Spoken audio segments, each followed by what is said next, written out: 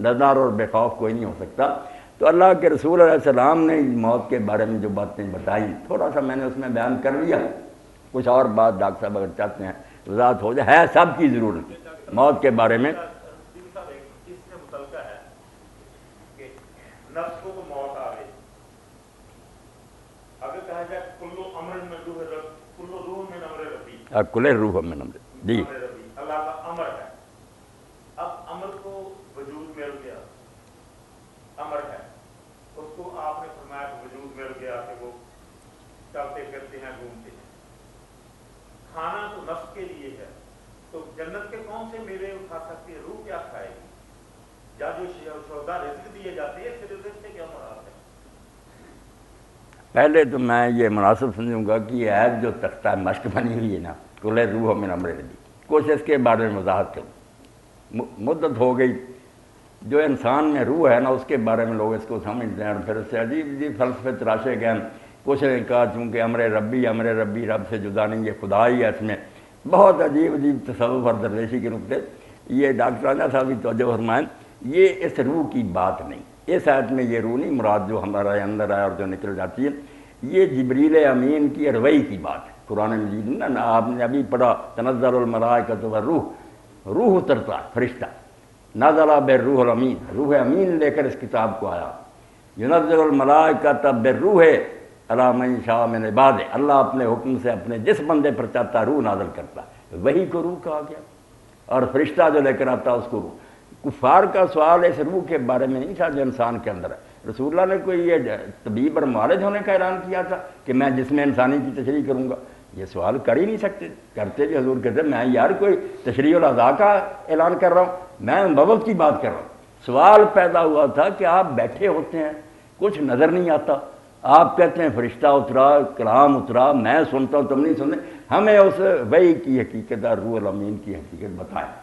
ابن عباس فرماتے ہیں اس پر انہوں نے کہا گیا کہ یہ جس پر گزرتی ہے نا، جو اس تجربے میں سے گزرتا، اس نبی کے سوا دوسرے کو ہزار بیان کیا جائے نا نہیں سمجھ سکتا۔ کل روح من امر ربی کہ یہ وحی کا نزول جو ہے نا یہ رب کے معاملوں میں سے ایک معاملہ ہے۔ وما اوتیتم من العلم الا قلیلا، تم عام لوگ جو ہے نا انہیں اس بارے میں بہت تھوڑی معلومات ہیں، تمہارے سامنے ہزار تقریریں کی جائیں نا تم نہیں سمجھ سکتے۔ بالغ ہونے سے پہلے آپ بچے کے سامنے ہزار تقریریں کریں گے مباشرت کی یہ لذت ہے، وہ سمجھ ہی نہیں سکتے، کیا سمجھے گا؟ وقت آئے پر سمجھے گا۔ نبی کے سوا امتی وحی کو نہیں سمجھ سکتا، یہ وحی کے بارے میں اس آیت کا تو جوڑ کوئی نہیں ہماری بات ہے۔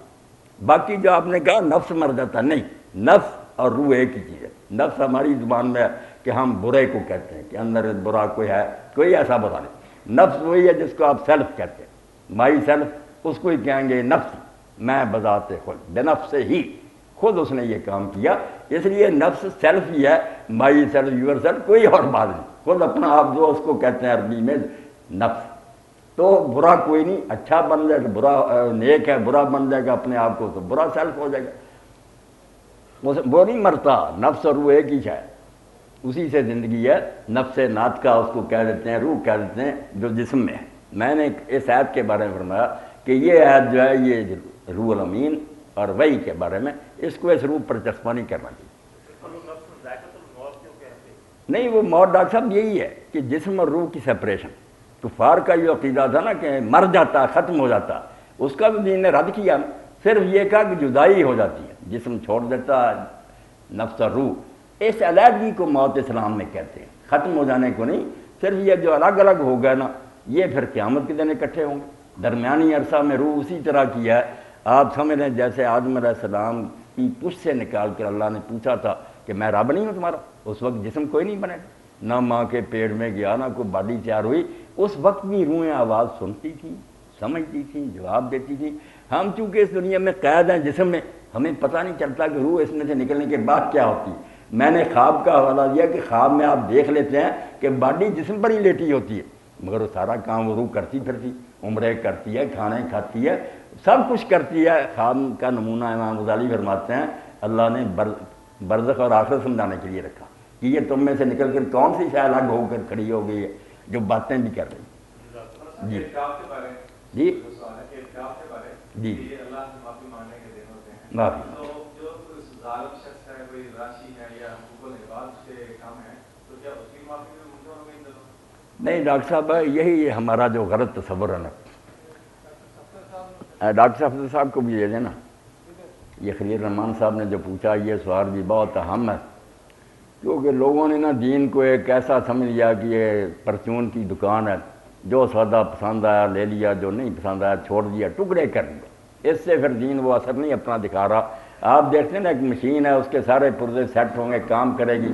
اگر ایک آدھا پرزہ اس میں سے نکال لیں، بے شک وہ کتنا قیمتی ہے، اس کو لیے پھریں کوچ مان کر، تو کیا کام وہ پرزہ دے گا؟ وہ مشین میں سیٹ ہے. یہ توبہ اور استغفار ان کے لیے ہے جو اللہ سے ڈرتے رہتے ہیں، حرام سے بچتے ہیں، گناہوں سے پرہیز کرتے ہیں، مگر پھر بھی انسان ہے خطائیں ہو جاتی ہیں تو وہ اللہ کے دروازے پر گر پڑتے ہیں.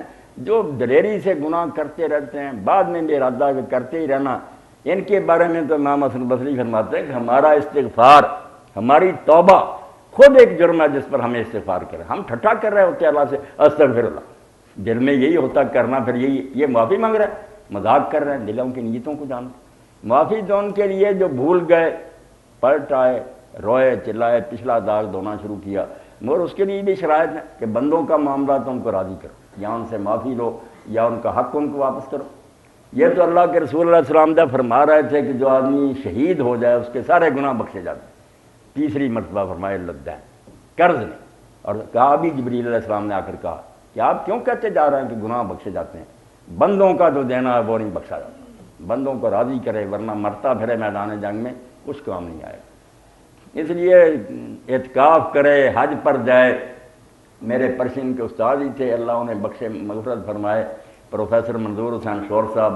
وہ کہتے تھے کہ مسلمانوں نے تو یہ بنا لیا، خون بنی آدم سے تو کھیل گیا ہولی، بستی نے گلا کاٹا، مسجد میں چھری دو. مولوی حضرات نے بھی یہ کہا کرو یہاں وضو کر لو گناہ بخشے گا، مکے چلو. یہ بتایا ہی نہیں کہ اس کے کچھ لوازمات ہیں. خلق خدا کو ستایا، معافی مانگو، ان کا معاوضہ دے کر جاؤ. اور یہی بات حضرت مسیح علیہ السلام نے کی اب بھی انجیل میں کہ اگر تم مسجد اقصیٰ میں ہو، وہی اس وقت قبلہ تھا، اور قربان کا پھر کھڑے ہو اور نیاز چڑھانے لگو قربانی، اور تمہیں یاد آ جائے کہ تمہارا تو قصور ہے، تم نے ایک بندے کو دکھ دیا، واپس چلے گا، جا کر پہلے اس کو وطن میں راضی کر کے آؤ، پھر نذرانہ گزارنا، ورنہ اللہ کو تمہاری قربانیوں کی کیا ضرورت ہے. جی ڈاکٹر صاحب جی آپ نے فرمایا کہ ہمارے وہ کچھ لوگ کہتے ہیں کہ روزے پر جانا ہے، یہ ہے، لیکن اس کنٹراڈکٹ میں دکھا دی کہ کسی قبر پر آپ وہ پرافٹ کی ہو یا ولی کی ہو، آپ اٹینشن نہیں جا سکتے. لیکن آپ جب جاتے ہیں وہاں پر، جب میں جاتا ہوں حج کے لیے، عمرے کے لیے، مدینہ منورہ جانا it is not a part. آپ نہیں سمجھتے؟ نہیں سن رہا میں سر. مقصد یہ کہنے کا جو حج میں یا عمرے میں جانا ہے، مکہ شریف میں جانا فرض نہیں ہے. صرف ہم یہ کہتے ہیں کہ نہیں مدینہ شریف آپ نے کہنا تھا، مدینہ میں جانا فرض نہیں ہے. نہیں لیکن یہ ہے کہ اللہ نے فرمایا کہ اللہ نے اس کو حرم بنایا تھا، میرا گھر بھی حرم بنا دیا ہے، اس لیے ہمارے جاتے ہیں. لیکن اگر ہم یہ ٹینشن کریں کہ میں نے وہاں پر روزے پر جانا، کسی طرح وہ غلط ہو جاتا ہے. اس کی ٹینشن یہ ہونی چاہیے کہ اللہ کے نبی نے صلی اللہ فرمایا علیہ کہ میرے جو ہم وہاں جاتے ہیں تو ہمیں وہاں کچھ نہیں پڑھنا چاہیے.